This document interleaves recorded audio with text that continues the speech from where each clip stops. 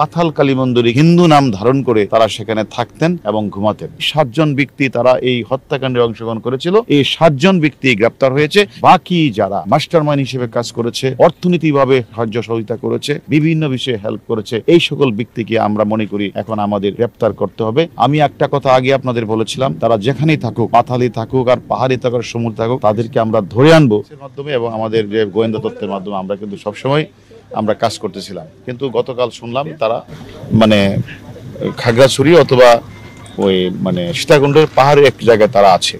তারই প্রেক্ষিতে আমাদের একটি টিম আগে যায় এবং আমরা আজকে আরেকটি হেলিকপ্টার নিয়ে আমরা সেখানে যাই, সেখানে সারা অভিযান করে। আসলে এত উঁচু পাহাড়, সেখানে আসলে টিম ওরা অনেক কঠিন, প্রায় এখানে 7 থেকে 8 ঘন্টা লাগে সেখানে হাইটে উঠতে।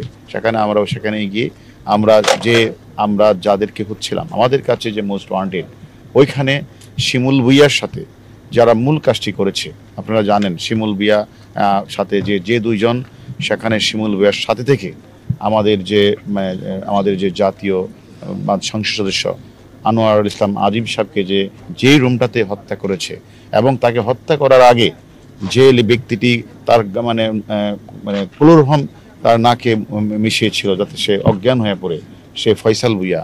এবং এখানে যে মুস্তাফিজ, যাকে মানে বিভস্ত্র করে, যাকে নিয়ে তারা সে চেয়ারে বসে বেঁধে তারপর তার যখন মৃত্যু নিশ্চিত হয় তখন তারা তাকে এই বাথরুমের পাশে নিয়ে এই যে মুস্তাফিজ, আজকের শিমুল ভুইয়া, আর এর আগে গ্রেপ্তার হয়েছে জিহাদ এবং এর আগে গ্রেপ্তার হয়েছে আমাদের শিমুল ভুইয়া। শিমুল ভুইয়া ছিল মূল ঘাতক, তারই মূল সহযোগী ছিল আজকে যে 2 জনকে আমরা গ্রেপ্তার করেছি, সে হলো ফয়সাল এবং মুস্তাফিজ।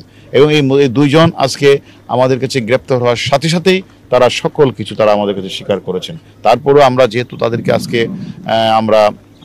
আজকে তাদের গ্রেপ্তার হয়েছে, আমরা আরেকটু জিজ্ঞাসাবাদ করে তারপরে আমরা আপনাদেরকে পরবর্তী পর্যায়ে বিস্তারিত জানাই। আসলে তারা এবং এখানে প্রাথমিকভাবে আমরা তাদেরকে যখন আমরা গেলাম, সেখানে হলো একটা মানে হিন্দুদের একটি মানে জায়গাটার নাম কি, এই জায়গাটার নাম কি, পাতাল কালী মন্দির। আমরা সেখানে ওখানে যে পাহাড়টার নিচেই, অর্থাৎ ওই যে সীতাকুণ্ডের পাহাড়ের নিচে একটা পাতাল কালী মন্দির আছে। সেখানে তারা গিয়া নাম ধারণ করছে, একজন হলো পলাশ, আরেকজন হলো শিমুল, পলাশ রায়, শিমুল রায়।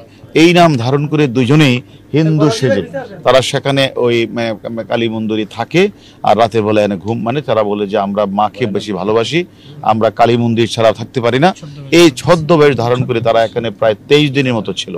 তারা ইন্ডিয়া থেকে কাজ সম্পন্ন করে তারা 19 তারিখ দেশে ফিরে, এবং 19 তারিখ দেশে ফেরার পর তারা বাংলাদেশে এসে প্রায় 20 তারিখের অর্থাৎ 19 তারিখ রাতেই তারা শাহিনের সাথে তারা কথা বলে। সেখান থেকে তাদেরকে মাত্র খরচের জন্য 2 জনকে মাত্র 30,000 টাকা দেয়। এই 30,000 টাকা নিয়ে তারা যেহেতু এই এলাকাগুলি চিনে, একসময় ট্রাক ড্রাইভারই করেছে, সেই কারণে তারা এই গহীন অরণ্যকে তারা চিনার কারণে এবং তারা পাথাল কালী মন্দিরে গিয়ে তাদের হিন্দু নাম ধারণ করে তারা সেখানে থাকতেন এবং ঘুমাতেন। আমরা আসলে আমাদের টিম, আমি বলেছি আগেই, আমাদের চৌকস টিম ডিবি, তারা বহুদিন ধরে, আমরা কোনো সময় খবর পেতাম যে সুন্দরবনে আছে, কোনো সময় তারা সমুদ্রের মধ্যে আছে, কোনো সময় লাস্টে আমরা আজকে এই পাথাল মন্দির এই সময়, এবং তারা আসলে বাঁচার জন্য বিভিন্ন জায়গাগুলিতে তারা আপ্রাণ চেষ্টা করেছে। আমি একটা কথা আগে আপনাদের বলেছিলাম, তারা যেখানেই থাকুক, পাথালি থাকুক আর পাহাড়ি থাকুক, সমুদ্র থাকুক, তাদেরকে আমরা ধরে আনবো, এটা আপনাদের কাছে বলেছিলাম। এবং আজকে যে 7 জন ব্যক্তি তারা এই আপনার কলকাতার যে হাউসটাতে তারা এই 7 জন কিলিং মেশিন অংশগ্রহণ করেছিল, তার মধ্যে এই 2 জন ছিল শিমুল ভুইয়ার পরে প্রথম এবং দ্বিতীয় এবং তৃতীয় ব্যক্তি। এবং আজকে আমাদের এই 2 জনের গ্রেপ্তারের মধ্য দিয়ে কিলিং মেশিনে যে 7 জন ছিল তার মধ্যে অন্যতম যে মূল ঘাতক ছিল শিমুল ভুইয়া, তারপরে ছিল আজকে যে গ্রেপ্তার করেছে ফয়সাল শাহজি, তারপরে মুস্তাফিজুর রহমান, আর একজনকে আমরা নেপাল থেকে আমরা যাকে তথ্যপত্র দিয়ে নেপাল পুলিশ গ্রেপ্তার করেছে তার নাম সিয়াম, আর ইন্ডিয়ান পুলিশ একজনকে গ্রেপ্তার করেছে তার নাম হচ্ছে জিয়াদ হাওলাদার। আর এছাড়া বাংলাদেশে আমরা আরও 2 জনকে গ্রেপ্তার করেছি, একজনের নাম তানভীর আর একজনের নাম সিলাস্তি। এই 7 জন ব্যক্তি তারা এই হত্যাকাণ্ডে অংশগ্রহণ করেছিল, এই 7 জন ব্যক্তি গ্রেপ্তার হয়েছে।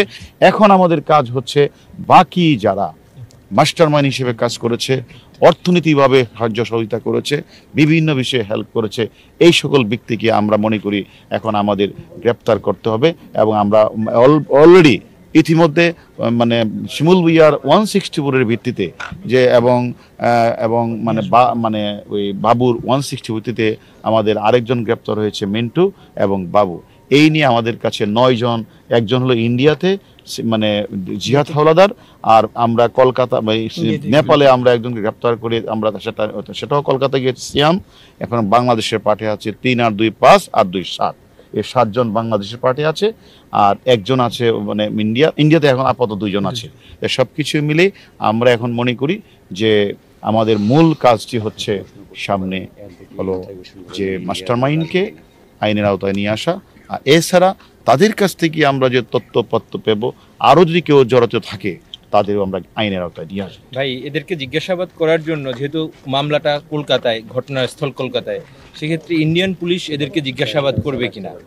তো আসলে দেখেন, আমরা এর আগেও আমরা যখন প্রথম 3 জনকে গ্রেপ্তার করি, প্রথম শিমুল ভূঁইয়া, সিলাস্তি রহমান এবং তানবীর, তখন কিন্তু আপনারা দেখেছেন ইন্ডিয়ান থেকে প্রতিনিধি এসে কিন্তু তাদের সাথে কথা বলেছে, তাদের কাছে তথ্যপত্র নিয়েছে। আমরাও কিন্তু আমাদের টিম নিয়ে যখন তারা জিহাদকে তারা গ্রেপ্তার করেছে এবং আমরা ঘটনাস্থল পরিদর্শন করেছি এবং জিহাদকে জিজ্ঞাসাবাদ করেছি, পরবর্তী পর্যায়ে আমাদের তথ্যপত্রের ভিত্তিতে যখন আবার এই নেপাল পুলিশের আমরা তথ্যপত্র দিয়ে যখন সিয়ামকে গ্রেপ্তার করেছি, সেখানেও কিন্তু আমরা গিয়েছি, আমরা কথা বলেছি।